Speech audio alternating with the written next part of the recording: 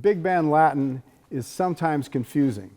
We have to first decide if it's Brazilian or Afro-Cuban.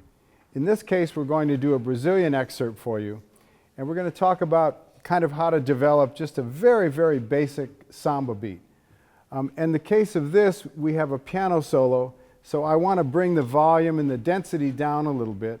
So I'm going to use, well, these are called roots, but they give me a different sound and they give me a different intensity. So I'm going to use these, and you'll see that it's not near as heavy as sticks, and you'll be able to hear the piano crystal clear. Now, in terms of the beat, all we really need to remember is the emphasis on either the double time eighths or sixteenths, however you want to look at it. In this case, it's double time eighth notes. But those accents are very important. And this hookup really needs to occur with the bass again. So Connor, would you play your part, and we'll see if we can't lock this in.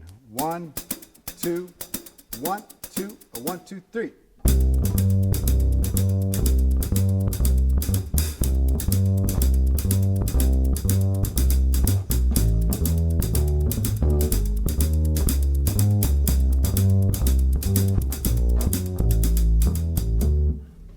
Great, thank you.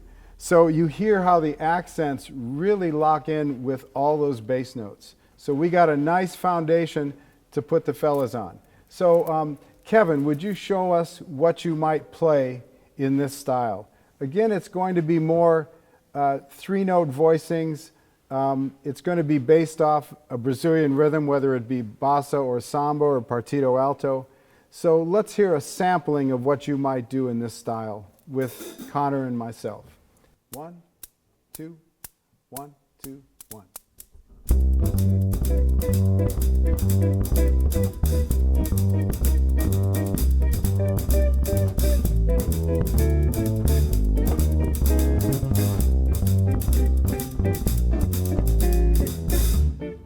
Oftentimes, younger players have trouble getting started with the beat because they think that they have to play the traditional samba bass drum, but in this case it would really muddy things up. So I'm just playing quarter notes, or in this case half notes, and it's really working just fine. I'm coming up with a strong hand pattern that will just create flow and keep everything moving right along. We all know what a paradiddle is, and I could play a paradiddle on this and it would sound pretty good.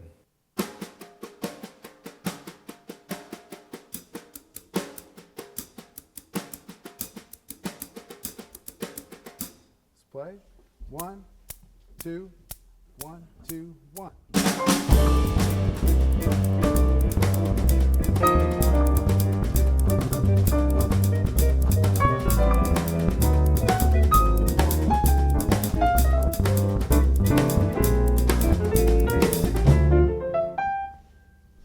So I can also come up with another hand pattern that is a little more interesting than a paradiddle. So we're going to do that, and we'll let Alex solo on the groove. Here we go, guys. 1, 2, 1, 2.